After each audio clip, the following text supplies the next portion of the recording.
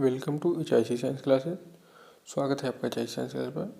साथियों, आज हम देख रहे हैं एसएससी जीडी एग्ज़ाम जो 16 जनवरी को फर्स्ट शिफ्ट में हुआ था। 16 जनवरी फर्स्ट शिफ्ट के 25 प्रश्नों को हम देखेंगे, जिनमें हमारे विज्ञान के प्रश्न हैं, कंप्यूटर के प्रश्न हैं, इतिहास के प्रश्न हैं और भूगोल के प्रश्न हैं। देखिए, इसमें आए हुए सभी प्रश्न मोस्ट इम्पॉर्टेंट हैं। देखिए, हमने यहाँ पर बता भी दिया है, कुछ मोस्ट इम्पॉर्टेंट, कुछ वेरी इंपॉर्टेंट, कुछ मोस्ट इम्पॉर्टेंट प्रश्न हैं। तो चलिए देखते हैं ऐसे कौन कौन से प्रश्न आए हुए थे हमारे एसएससी जीडी एग्ज़ाम के 16 जनवरी फर्स्ट शिफ्ट में। तो चलिए शुरू करते हैं और देखते हैं। देखिए, पहला प्रश्न हमको क्या दिया है। पहला प्रश्न दिया है, बेरी बेरी रोग निम्न में से किसकी कमी से होता है। बेरी बोरी रोग निम्न में से किसकी कमी से होता है। ऑप्शन ए है विटामिन B2, ऑप्शन बी है विटामिन B1, ऑप्शन सी है विटामिन B12, ऑप्शन डी है विटामिन E। तो इसका राइट आंसर हमारा क्या हो जाएगा, विटामिन बी। विटामिन B1 की कमी से बेरी बेरी रोग होता है। चलिए अगला प्रश्न देखते हैं क्या है। अगला प्रश्न दिया, हेलीकॉप्टर का आविष्कार किसने किया।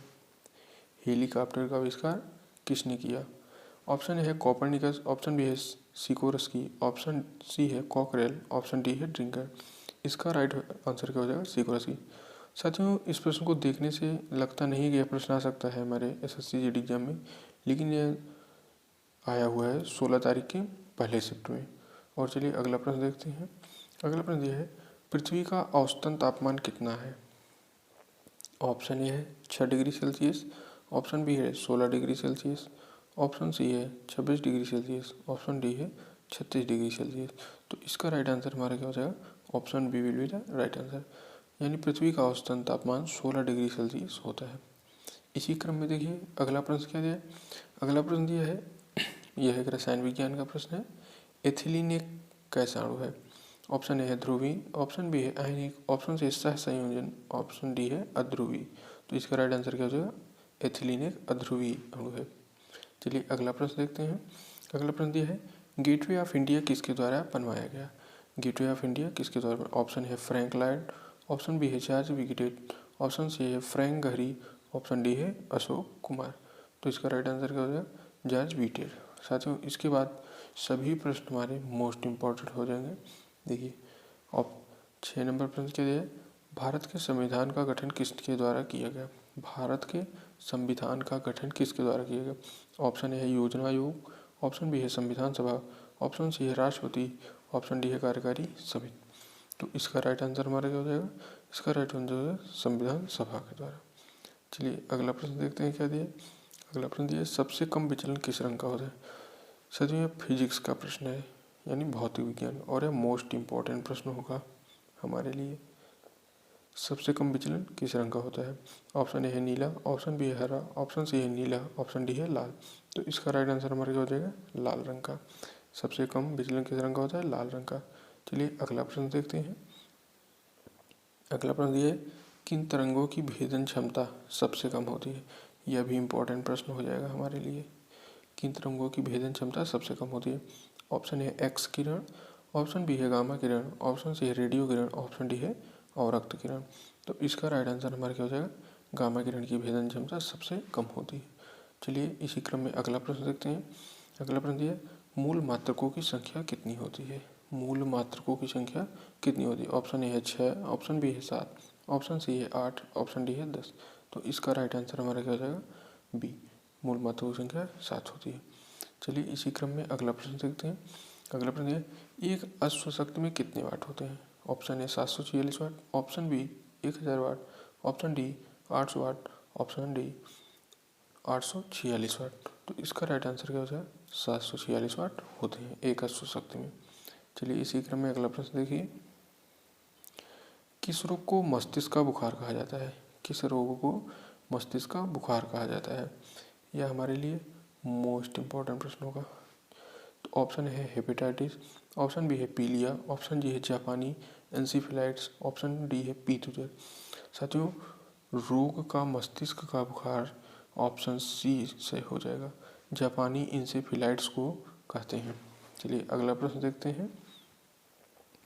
अगला प्रश्न ये, बॉक्साइट किसका प्रमुख अयस्क है। बॉक्साइट किसका प्रमुख अयस्क है। ऑप्शन ए है लोहा, ऑप्शन बी दिया है एल्यूमिनियम, ऑप्शन सी दिया है तांबा का, देखिए ऑप्शन ए है लोहा, ऑप्शन बी है एल्यूमिनियम, ऑप्शन सी है चांदी, ऑप्शन डी है तांबा। तो इसका राइट आंसर क्या हो जाएगा हमारा?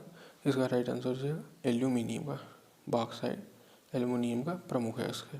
चलिए अगला प्रश्न देखते हैं। अगला प्रश्न ये, जीवन की आधारभूत इकाई किसे माना जाता है? ऑप्शन ए है प्लाज्मा, ऑप्शन बी है गुणसूत्र, ऑप्शन सी है डीएनए, ऑप्शन डी है कोशिका। ऑप्शन सी था डीएनए और ऑप्शन डी हो जाएगा कोशिका। तो इसका राइट आंसर क्या हो जाएगा? इसका राइट आंसर हो जाएगा कोशिका। चलिए इसी क्रम में अगला प्रश्न, किसे प्रोटीन की फैक्ट्री कहा जाता है? ऑप्शन ए है राइबोसोम, ऑप्शन बी है लाइबोसोम, ऑप्शन सी है लवक, ऑप्शन डी है गाल्जी का। तो इसका राइट आंसर क्या हो जाएगा? गाल्जी का को प्रोटीन की फैक्ट्री कहा जाता है। इसी क्रम में अगला प्रश्न देखेंगे। अगला प्रश्न है, केंद्रक की खोज किस वैज्ञानिक ने की थी? केंद्रक की खोज किस वैज्ञानिक ने की थी? ऑप्शन ए है रॉबर्ट ब्राउन, ऑप्शन बी है रॉबर्ट हुक, ऑप्शन सी है Edward Jenner, option C D है वाटसन। तो इसका राइट आंसर क्या हो जाएगा? वाटसन ने किया था। इसी क्रम में अगला प्रश्न देखिए। अगला प्रश्न क्या दिया? गैसीय तत्वों में सबसे भारी तत्व कौन सा है?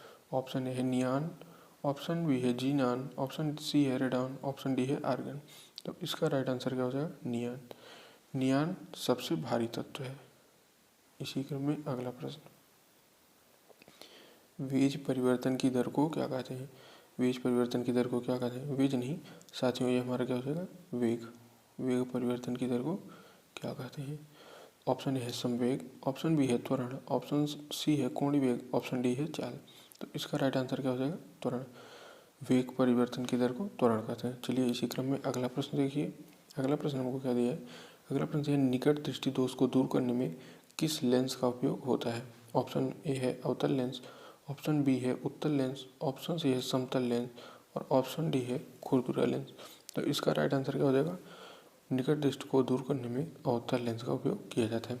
और ये दूर दृष्टि दोष होगा तो उसके लिए उत्तल लेंस का उपयोग होगा। चलिए अगला प्रश्न देखिए। अगला प्रश्न क्या है? एलपीजी में सर्वाधिक मात्रा में किस गैस की होती है? एलपीजी में सर्वाधिक मात्रा किस गैस की होती है? ऑप्शन ए है प्रोपेन, ऑप्शन बी है इथाइल मार्कोप्टन, ऑप्शन सी है मेथेन, ऑप्शन डी है ब्यूटेन। तो इसका राइट आंसर हमारा क्या हो जाएगा? इथाइल मार्कोप्टन। चलिए इसी क्रम में अगला प्रश्न। अगला प्रश्न है, कौन सी धातु सामान्य ताप पर द्रव अवस्था में पाई जाती है? ऑप्शन ए है सोना, ऑप्शन बी चांदी, ऑप्शन सी तांबा, ऑप्शन डी पारा। तो इसका राइट आंसर हमारा क्या हो जाएगा? ऑप्शन डी पारा। ये भी हमारे लिए मोस्ट इम्पोर्टेंट प्रश्न है। चलिए इसी क्रम में अगला प्रश्न। अगला प्रश्न हमको क्या दिया है? अगला प्रश्न दिया है, जैन धर्म के प्रथम तीर्थंकर कौन थे?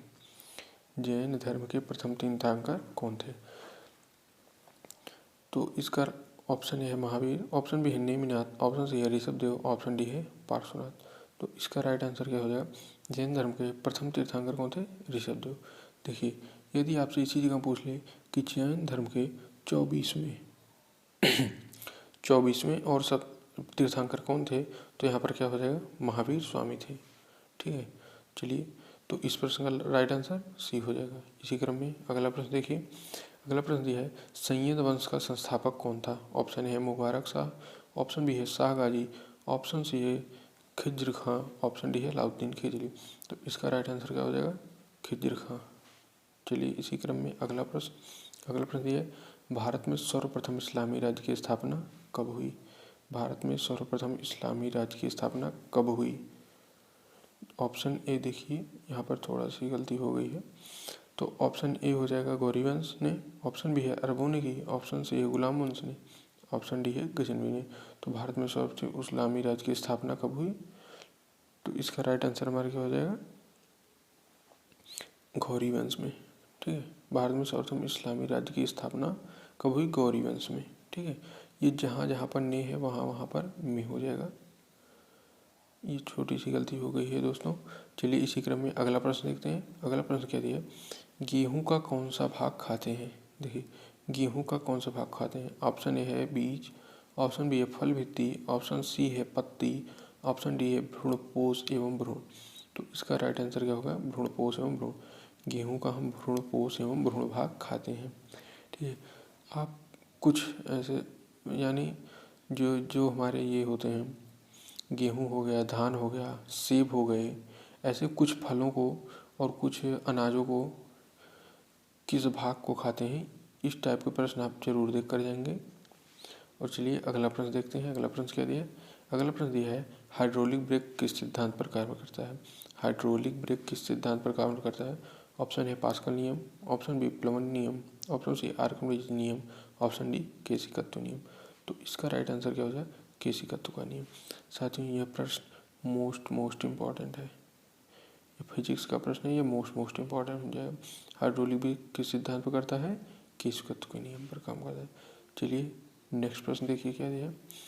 नेक्स्ट प्रश्न दिया है सजीव एवं निर्जीव के बीच की कड़ी को क्या कहते हैं? सजीव एवं निर्जीव के बीच की कड़ी को क्या कहते हैं?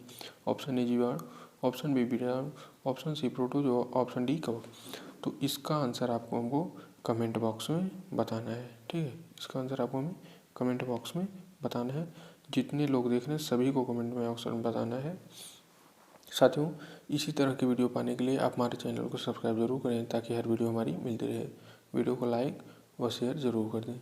तो मिलते हैं आपको नेक्स्ट वीडियो में, तब तक के लिए जय हिंद जय भारत। और हाँ, आपको आज शाम 7 बजे हम लेके आ रहे हैं प्राचीन इतिहास के टॉप 50 प्रश्नों को। इतिहास के टॉप 50 प्रश्नों को ले आ रहे हैं जो कि हमारे प्राचीन इतिहास से रिलेटेड है। तो साथियों वीडियो को जरूर देखना।